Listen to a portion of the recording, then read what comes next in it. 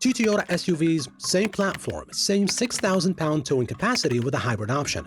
But one can cost around $20,000 more than the other, and that creates a very expensive question.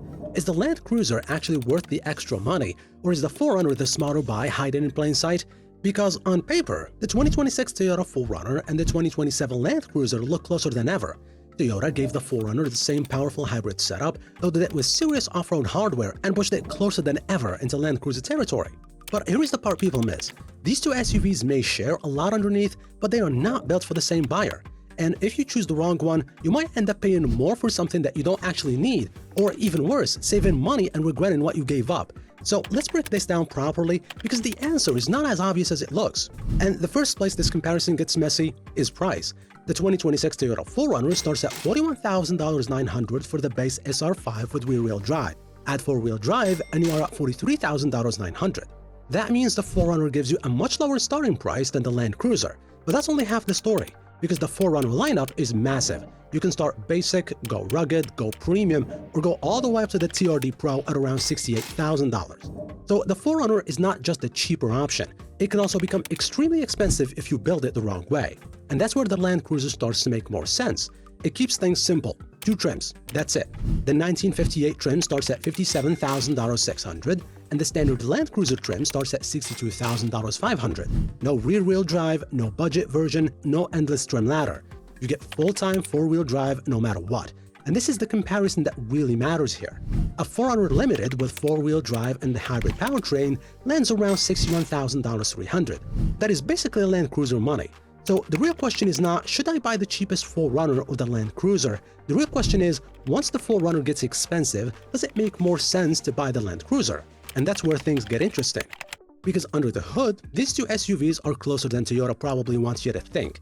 The 4Runner gives you a choice. The base engine is Toyota's 2.4-liter turbo 4 making 278 horsepower and 317 pound-feet of torque. For most people, this engine is more than enough. It has good torque, it moves the SUV well, and it keeps the price lower.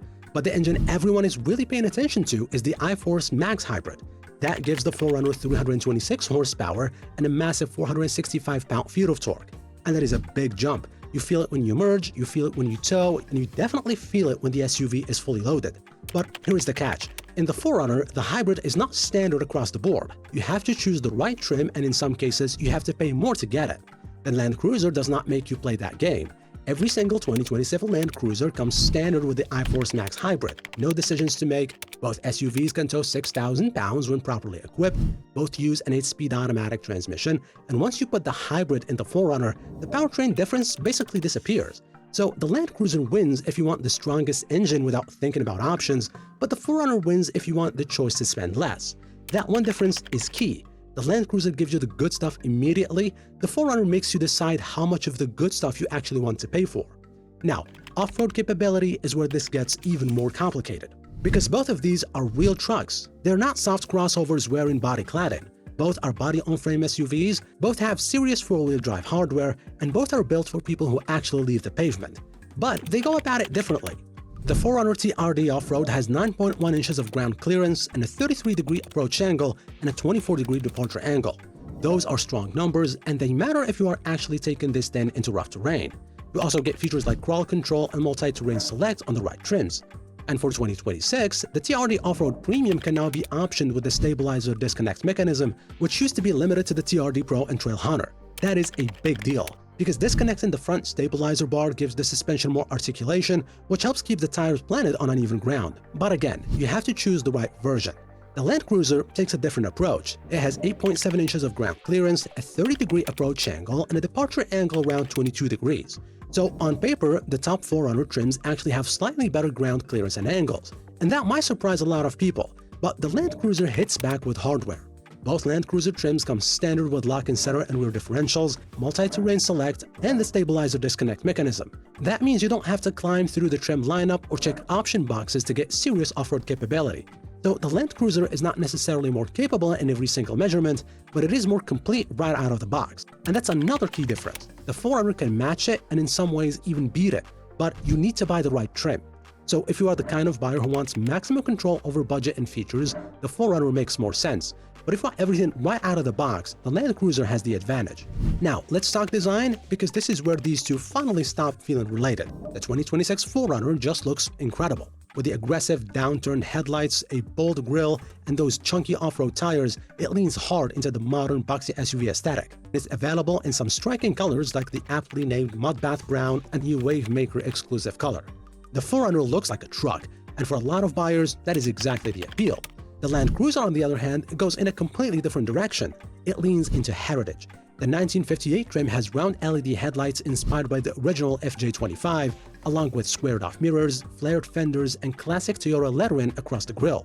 The higher Land Cruiser trim switches to rectangular headlights inspired by the old FJ62, and that gives it something the 4Runner doesn't have in the same way: character. The 4Runner looks tough, the Land Cruiser looks like something that has history, and this is where the choice becomes emotional. If you want the SUV that looks serious and aggressive, the 4Runner is the one. But if you want the SUV that feels more timeless, more nostalgic, and more special before you even drive it, the Land Cruiser has the stronger identity. Now, here is where the 4Runner starts to pull away for families, because inside, these two are not equally practical. The 4Runner can be ordered with 3 rows on certain trims, giving you seating for up to 7 passengers. That alone could settle this whole thing for a lot of people. If you have kids, carry family often, or even just want the flexibility of an occasional 3rd row, the Land Cruiser is immediately out, because it only has 5 seats. That's it. No 3rd row, no workaround. The 4Runner also gives you more cargo space. Behind the 2nd row, it offers 48.4 cubic feet of cargo room, fold the seats down, and you get up to 90.2 cubic feet. That is a massive amount of space. So if your SUV has to carry people, luggage, or all of that at once, the 4Runner is simply more flexible. The Land Cruiser is not small, but it is less practical. It offers 37.5 cubic feet behind the 2nd row, which is about 11 cubic feet less than the 4Runner, and the base 1958 trim has also been criticized for using too much hard plastic inside, which feels a little disappointing at nearly $58,000. The higher Land Cruiser trim improves things with leather-trimmed seating and nicer materials, but the core reality is simple. If you need space, get the 4Runner. If you want a cleaner, simpler, more premium 5-seater experience, the Land Cruiser makes more sense. Now, safety and tech are close. Both come standard with Toyota Safety Sense 3.0, which includes forward collision warning, adaptive cruise control, lane centering, and automatic high beams. Both also include blind spot monitoring and rear cross traffic alert.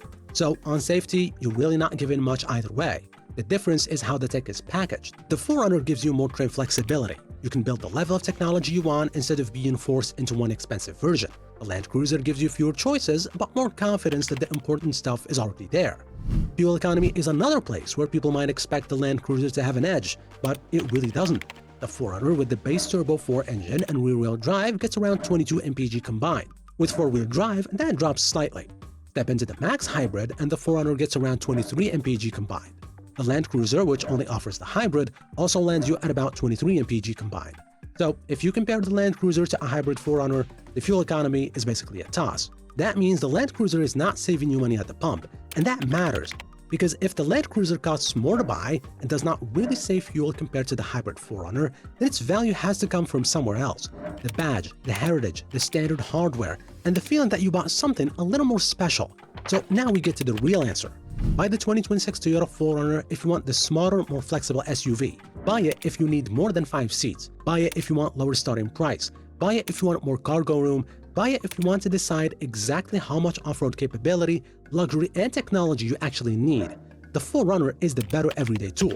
It can be a family SUV, but with serious off-road chops, and that flexibility is its biggest advantage. But buy the 2026 Land Cruiser if you want the SUV that feels more special from the start. Buy it if you want the hybrid powertrain standard, and especially buy it if you love the classic design. The Land Cruiser is not the most practical choice here, but it is the more emotional one. And that is exactly why this decision is so difficult. Because the 4Runner makes more sense, but the Land Cruiser makes you want it more. Here is what nobody will tell you. The Land Cruiser's biggest competition is not the base 4Runner, it's the expensive 4Runner. A 4Runner Limited with 4-wheel drive and the hybrid powertrain lands around $61,000. That is barely below the Land Cruiser's $62,500 starting price. For most people, the 4Runner is the smarter buy. It gives you more choices, more space, and almost the same capability when properly equipped. But the Land Cruiser is the one that feels less like a trim choice and more like a statement. So here is the final answer. If you are buying with your head, get the 4Runner. If you are buying with your heart, get the Land Cruiser.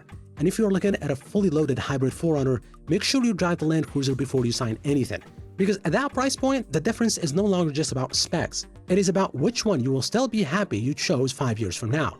And that is the part you really do not want to get wrong.